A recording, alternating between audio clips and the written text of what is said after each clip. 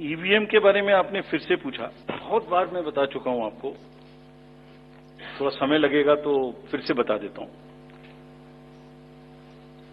6 महीने लगभग 5-6 महीने फर्स्ट एफएलसी शुरू होती है ईवीएम की। मैं 2 बात बता रहा हूं, बस मोटी सी 2 बात, बाकी सब आपको मालूम है। वो टेम्पर नहीं हो सकती, उसमें कोई कनेक्शन नहीं हो सकता। अभी लोग पूछते हैं जब पेजर से उड़ा देते हैं तो ईवीएम को कैसे हैक नहीं कर सकते, ये भी पूछते हैं। जब कोई किसी कंट्री में पेजर से उड़ा दिया तो ईवीएम हैक हो जाएगी। अरे भाई, पेजर कनेक्टेड होता है, ईवीएम कनेक्टेड नहीं होती। एनीवे, 2 बात मोटी मैं आपको बताता हूं, बहुत मोटी। 5-6 महीने पहले एफएलसी होती है, first level checking of the EVMs, और मेरे पास में एक पूरा रिकॉर्ड है। ये हम जो भी ईवीएम की शिकायतें बाय द वे आई हैं, वो हमारे पास 20 शिकायतें आई हैं। हर 20 शिकायत का हम इंडिविजुअल जवाब देंगे, फैक्ट बाय फैक्ट। सो इसमें कोई डाउट नहीं है। We will convey to each candidate to assure, this is our duty. Actually हमारी ड्यूटी है कि अगर कैंडिडेट ये पूछ रहे हैं कि आप बताइए, तो हम उन्हें बताएंगे, निश्चित रूप से बताएंगे, लिख के बताएंगे, पूरा डिटेल्ड बताएंगे और जल्दी ही बताएंगे। तो I am not going to individual cases, और उन सबको पब्लिश भी कर देंगे ताकि आप सबको भी पता लग जाए। But first level checking, randomisation, second randomisation, storage में रखना, स्टोरेज से बाहर निकालना, कमीशनिंग करना, कमीशनिंग के बाद वापिस स्टोरेज में रखना, फिर उसको पोलिंग डिस्पर्सल के दिन ले जाना, फिर उसको बूथ पे पहुंचाना, बूथ पे पूरा दिन वोटिंग कराना, फिर सील करना, फिर वापस स्टोरेज में रखना, फिर काउंटिंग के दिन निकालना, फिर पूरे दिन दिखाना। इसमें हर समय पर पॉलिटिकल पार्टी या उस कैंडिडेट या उसका एजेंट मौजूद रहते हैं। जब मशीन में कमीशनिंग होती है उस दिन उसमें बैटरी डाली जाती है। पहले आया था, पहले और बहुत सारी चीजें आई थी कि वो हैक हो सकती है, उसका वोट इधर डाला तो इधर जा सकता है, कुछ हो सकता है। ये पहली बार आया। अब हम ये भी सोच रहे हैं कि इससे अगला क्या आएगा, हम नहीं समझ पा रहे इससे अगला क्या आएगा, बट लगता है अगला भी कुछ आएगा, रुकेगा नहीं। मतलब कितनी बार। एनीवे, कमीशनिंग बहुत जरूरी है समझना। वोटिंग से करीब 5 या 6 दिन पहले कमीशनिंग होती है। 5-6 दिन पहले उस दिन मशीन में सिंबल पड़ते हैं। तो अब मशीन में अभी तक नई बैटरी उस दिन एक डाली जाती है, और सील करके उस बैटरी पे भी कैंडिडेट के एजेंट्स के दस्तखत होते हैं। छोड़िए, मशीन पे तो होंगे ही होंगे, हमें भी नहीं पता, हमने भी पता नहीं कब बनाया था ये नियम, हमारे काम आ रहा है अभी कि वो बैटरी पर भी एजेंट के दस्तखत हो। और अब कमीशनिंग के बाद, क्योंकि 5 ही दिन बचे हैं और इसमें सिंबल लोड हो चुके हैं, ये उनके सामने में स्ट्रांग रूम में जाएगी, डबल लॉक लगेगा, 3 लेयर की सिक्योरिटी रहेगी, 3 लेयर की, जिसमें सीएपीएफ भी शामिल होगी, मस्ट है। ऑब्जर्वर होंगे। उसके बाद जब वो पोलिंग के डिस्ट्रीब्यूशन के दिन निकलेंगी, उस दिन फिर यही प्रोसेस होगा, सारा प्रोसेस वीडियोग्राफ होगा। यानी वीडियोग्राफ होने के बाद फिर वो फील्ड में पहुंचेंगे, सेक्टर मजिस्ट्रेट साथ में रहेंगे, फिर कैंडिडेट के एजेंट साथ में रहेंगे, फिर वहां पहुंचेगी, फिर कहेंगे भाई देख लो इसको, सब ठीक है, जो आपको नंबर दिया, हाँ, और उसके नंबर भी सबसे शेयर किए जाएंगे। इस नंबर की मशीन इस बूथ पे जाएगी। फिर जब वो बूथ पे पहुंच गई तो कहें भाई मिला लो आप, उसी नंबर की है कि नहीं है, वोट भी डाल के देख लो 50 ठीक है कि नहीं है। किसी ने 50 डाले, किसी ने 20 डाले, किसी ने कहा नहीं हमें ठीक है, हम नहीं डालेंगे। किसी स्टेज में किसी बूथ पर 20 कैंडिडेट हैं, किसी पर 5 कैंडिडेट हैं, किसी पर 5 ने कम वोट डाले, किसी ने ज्यादा डाले, बैटरी उसी हिसाब से यूज। फिर पूरे दिन वोटिंग हुई, तब एक एक वोट का हिसाब रखा, फिर बंद हुआ। बंद होने के समय में एंड ऑफ क्लोज ऑफ पोल में फिर से दस्तखत कराए, फिर से हिसाब लगाया कितने वोट पड़े, फिर से फॉर्म 17C दिया। उसको कितना दिखाएंगे, कौन दिखाता है इतना, बताइए। कोई एक प्रोसेस कंपैरेटिव बताइए पूरी कंट्री में जहां पब्लिक डिस्क्लोजर, पार्टिसिपेशन इतना अधिक हो, कोई ये बताइए प्रोसेस। उसके बाद में बंद करने के बाद में उसको स्ट्रांग रूम में बंद किया, फिर काउंटिंग के समय निकाला तो एक बैरिकेटिंग लगाई, उस बैरिकेटिंग के बीच में से जाएंगे, इधर उधर से नहीं जाएंगे ताकि कोई मिक्सअप ना हो। अच्छा, मिक्सअप कैसे होगा, वो नंबर हमने आपको दिया हुआ है। जब काउंटिंग में पहुंचे तो फिर कहें भाई चेक कर लो, फिर 17C से चेक कर लो, round wise round this is happening, and there is a provision for objecting to any of the issue relating to this at any stage, which has not happened. So हम individual जिसने वो बिल्कुल safe है, बिल्कुल robust है। अच्छा, और मैं बताता हूं आपको, आप पिछले 15-20 इलेक्शंस देख लीजिए, it is giving results after results differently. जहां मतलब ऐसा नहीं हो सकता कि जब पसंद का रिजल्ट ना आए तभी गलत है, ऐसा नहीं हो सकता। एनीवे, हम सबका इंडिविजुअल जवाब देंगे और आपको भी बताएंगे, उसको वेबसाइट पे डलवाएंगे, जवाब दे देंगे आपको। एक FAQ भी बनाएंगे, उसका बताता हूं मैं आपको, बट इसमें थोड़ा सा, चलिए आप अपना प्रश्न पूछ लीजिए, अभी ये बता देता हूं। जी बता दे, ये भी इसी के साथ बता दे। Will take some questions from the, नहीं, ये प्रभु जी का इसके साथ ही बता देता हूं। जैसे मैंने पहले बताया,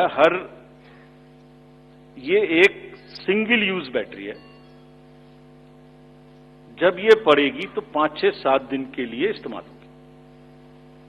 इसकी जैसे आपके कैलकुलेटर में बैटरी है, I mean it is not mobile का बैटरी जो एवरी दिन चार्ज होगी, it is like calculator battery, 5 साल तक चलती रहेगी।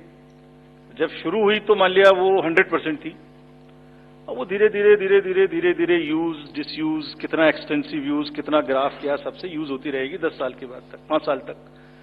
5 साल में जब बंद होगी तो पता लगा उससे पहले 3-4% थी, आपको पता नहीं लगेगा, सडनली बंद हो जाएगी। बट हमने प्रोविजन बनाया हुआ है कि जब इनिशियल ये शुरू होगी तो इसकी 2 चीजें हुई, एक परसेंटेज ऑफ चार्ज, एक output. Output is in terms of voltage, it's a very low required voltage which the machines require. So anything between 7.4 to 8 volt is considered कि ये बिल्कुल परफेक्ट स्थिति में है और इसको आप डाल सकते हैं। तो it is initially marked as that yes it is okay, go ahead, 99% it is charged. Now after commissioning के समय में भी मॉक पोल की जरूरत है, पोलिंग स्टेशन में भी मॉक पोल की जरूरत है, नंबर ऑफ कैंडिडेट्स भी अलग अलग है। सो ये एवरीथिंग कैन डिफर डिफरेंटली, और जब भी वोल्टेज 7.4 से नीचे आएगी तभी ये एक्चुअल वो दिखाना शुरू कर देगी। This is how it is designed. And अगर 5.4 या कोई परसेंटेज है उसके आस 5.8, जब 5.8 पर आएगी तो ये सिग्नल देगी, जैसे गाड़ी सिग्नल देती है येलो बटन दबा के कि अब ये बंद होने वाली है, so please replace. This is what it is. But for general, जिससे कि टेक्निकल लोग भी इसका एग्जामिन कर सकें, आप लोग भी जान सकें, हम इसका एक बिल्कुल डिटेल बना के, जितना मैंने बताया इससे भी ज्यादा विस्तार में, इसको FAQ में डालेंगे। और जो भी सदस्य गणों ने, जो कंटेस्टिंग कैंडिडेट्स ने हमसे पूछा है और जो पार्टीज ने हमसे पूछा है, उनका हम बहुत इज्जत के साथ, बहुत सम्मान के साथ पूरा जवाब देंगे। और जैसे जैसे आरओज अपना अपना जवाब दे देंगे, we have asked all ROs 20 कि आप सब डॉक्यूमेंट करिए, सब बताइए कि कब कमीशनिंग हुई, सब बताइए कौन कौन साथ में था, पूरा डिटेल विस्तार बनाइए, पूरी प्रोसेस एंड टू एंड। और बनाने के बाद माननीय कैंडिडेट को आप जवाब दीजिए। दिस इज योर ड्यूटी इन लोकतंत्र। अगर कोई पूछ रहा है तो आप जवाब दें, हम उसका जवाब देंगे। और जवाब देने के बाद कंपाइल करके हम आपको भी सबको बताएंगे, इसको बताएंगे। Thank you. We will take one question from sir, media friend from Maharashtra also with us, sir. Gentleman in the third row, please. A few more last round. नमस्कार सर, मेरा नाम प्रमोद जगताप है, मैं सकाल मीडिया ग्रुप के शाम अच्छा, एक चीज और बता दूं, एक चीज और इसमें मैं आपको बता दूं, एक हमारा C&B का भी प्रोसीजर है, जो माइक्रो कंट्रोलर और प्रोसेसर को हम चेक कर सकते हैं। मुझे नहीं लगता कि इन 20 कॉन्स्टिट्यूएंसी से कोई भी रिक्वेस्ट C&B की आई है, कोई रिक्वेस्ट नहीं। So anyway, we will give specific replies upon this. Yes please. हाँ सर, मेरा नाम प्रमोद जगताप है, मैं सकाल मीडिया ग्रुप के शाम टीवी न्यूज चैनल से हूँ। मेरा सवाल जो है वो सिंबल को लिखे। महाराष्ट्र में एनसीपी के 2 गुट होने के बाद तुतारी और ट्रम्पेट, तुतारी जो है शरद पवार की पार्टी को दे दिया, लेकिन लोकसभा चुनाव में ट्रम्पेट जो है वो भी सिंबल कोई इंडिपेंडेंट कैंडिडेट को दे दिया था। इससे ज्यादा वोट उस इंडिपेंडेंट कैंडिडेट ने लिए थे। शरद पवार के एनसीपी का ऐसा कहना है कि ये सिंबल जो है वो फ्रीज करना चाहिए। महाराष्ट्र के स्टेट इलेक्शन कमीशन ने स्थानिक स्वराज्य संस्था के जो चुनाव है उसमें वो फ्रीज किया है, लेकिन केंद्रीय चुनाव ने अभी तक उसके ऊपर कोई डिसीजन नहीं लिया। तो आप उसको लेके कोई आपकी एसओपी बनाने वाले हो, वो सिंबल अभी फ्रीज करने वाले हैं, निम्न उसके का जरा सविस्तर बताइए प्लीज।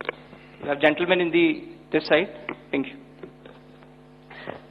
राजीव सर, मैं आनंद कुमार सिंह हूं न्यूज इंडिया न्यूज चैनल से। सर मेरा एक सवाल आपसे है, मैंने लोकसभा चुनाव और विधानसभा चुनाव जम्मू कश्मीर कवर किया था, तो मैंने तेलंगाना में देखा कि हिजाब को लेकर लोकसभा बीजेपी की प्रत्याशी थी तो वो हिजाब को लेकर आइडेंटिफाई कर रही थी, जिसको लेकर विवाद हुआ था। और ऐसा ही जम्मू कश्मीर में भी हुआ, किश्तवाड़ से शगुन परिहार को उम्मीदवार थी बीजेपी की, तो वो भी हिजाब उठाकर शक्ल देखने को लेकर, आइडेंटिटी को लेकर देखना चाहते, जिसको लेकर विवाद हुआ था। दिल्ली बीजेपी ने आपको लिखा है कि इसको लेकर एक एसओपी बनाई है जिससे आइडेंटिटी क्लियर हो सके। तो मेरा सवाल आपसे सीधा ये है कि डेमोक्रेटिक राइट या कल्चरल राइट, आप किसको आगे रखेंगे? Yes, please to the gentleman. जी सर, एक सवाल ये भी था कि आपने एक करके We will go by this. Anuj Please. Rajiv sir, अभी जो है आपने चुनावों की तारीखों का ऐलान किया है, लेकिन उसमें कुछ ऐसी सीट्स हैं विधानसभा जहां पर उपचुनाव होना था या लोकसभा जिन पर नहीं ऐलान किया गया, वो कौन कौन? सब पर क्या? यूपी की 10 सीटें थी। 10 की 10 होंगी। 9 किया है। Basirhat is under the election petition. There is an election petition in Basirhat, so that is one case. 10 सीटें थी ना। Milkipur also is under election petition. So let me say it that way, जहां इलेक्शन पेटिशन नहीं है वहां सब में हो रहा है, ठीक है, वो दे देंगे। वो 2 तो मैंने बताई थी आपको। चलिए, let us go orderly. Yeah, please follow a system. Thank you. Two more questions. Two more. This row. Green. 2 last questions, please. Sir, this is Nishant Azad from Organizer English Weekly. My question is that misuse of AI and deepfakes is increasing. So, what are the steps Election Commission is taking to deal with this issue? Good question. Sir, अभी मुंबई जैसे बड़े शहर में जिस तरीके से दिन दहाड़े मर्डर हुआ, महाराष्ट्र में जिस तरह से लगातार घटनाएं बढ़ी हैं अपराध की, इसको लेकर बहुत ज्यादा चिंताएं हैं, बहुत सारी बैठकें भी हुई हैं। इसको लेकर किस तरीके से चुनाव आयोग ने इससे पहले हालांकि बैठक की थी, अब किस तरह से तैयारियां की जा रही हैं ताकि खास करके शहरी इलाकों में जहां पर आप वोटिंग परसेंटेज वैसे भी कम देख रहे हैं, बांद्रा का इलाका हो, जुहू वर्सोवा, कैसे लोगों में कानून और व्यवस्था के लिए लोगों के मन में विश्वास पैदा करेंगे ताकि लोग वोटिंग के लिए ज्यादा से ज्यादा निकलें? Thank you. So, we will take one more question, sir. Let him answer. Let him answer. Let me answer these questions first. About this symbol, first question is about the symbol of the NCP. NCP का जो symbol है, man blowing turi. So, उसमें हमारे पास में 2 request आई थी NCP SP से। एक तो ये आई थी कि उनको जब हमने रिकॉग्नाइज कर लिया एज ए स्टेट पार्टी तो उन्हें हम कंट्रीब्यूशंस रिसीव करने की भी स्वीकृति दें। और दूसरी रिक्वेस्ट आई थी कि उनको जो उनका सिंबल है वो प्रोमिनेंट नहीं है, वो जब वोटिंग मशीन के बैलेट यूनिट के अंदर में छोटा दिखाई देता है तो उसका रेशियो ऐसे चेंज कर दीजिए कि वो स्पष्ट से मैन ब्लोइंग तुरी दिखाई देने लगे। और दूसरी रिक्वेस्ट एक और भी साथ में थी कि उस जैसा एक कोई ट्रम्पेट है उसको हटा दीजिए। 3 रिक्वेस्ट। सो पहली रिक्वेस्ट हमने उनकी मान ली, हमने उन्हें उसी दिन ऑथराइज कर दिया था कि आप ड्यूली कंट्रीब्यूशंस ले सकते हैं, subject to the disclosures which every political party has to do. Secondly, हमने उनको लिखित में ये भी छूट दी थी कि आप खुद हमें बताइए कि आप अपने सिंबल को, मैन ब्लोइंग तुरी को किस तरीके से बैलेट यूनिट में दिखाना चाहेंगे। तो उन्होंने कहा था हम इस तरह से दिखाना चाहेंगे। 1-2 चॉइस दी थी, जो उनकी पहली चॉइस थी वो हमने मान ली। सो इस इलेक्शन में उनका सिंबल वुड भी ज्यादा दिखाई देगा, मतलब प्रोमिनेंटली दिखाई देगा। तीसरी रिक्वेस्ट थी, वो एक ट्रम्पेट है इस टाइप की जो कि मैन ब्लोइंग तुरा से बिल्कुल डिफरेंट है, तो कमीशन ने उसी दिन बताया था कि वो उससे डिस्टर्ब नहीं करता है। So all the 3 have been accepted. That is one. All AI and deep fakes. This is a very, very contextual question. This is disturbing all the elections world over. I have said it earlier also. It's a very serious issue. हमने इसके लिए 2-3 चीजें की हैं और आपने अगर 24 parliamentary election में देखा होगा, सो ऐसी घटनाएं हम रोक पाने में सक्षम हुए थे कि किसी की फोटो किसी के साथ लगा दी, किसी की आवाज किसी के साथ मिला दी, इस तरीके के बहुत पॉसिबल एआई रिलेटेड न्यूसेंस हो सकती थी. We were able to control it essentially through the control rooms which have been set up, social media teams which have been set up in all the districts I am saying, and in police headquarters to monitor continuously anything which is fake and take corrective action immediately.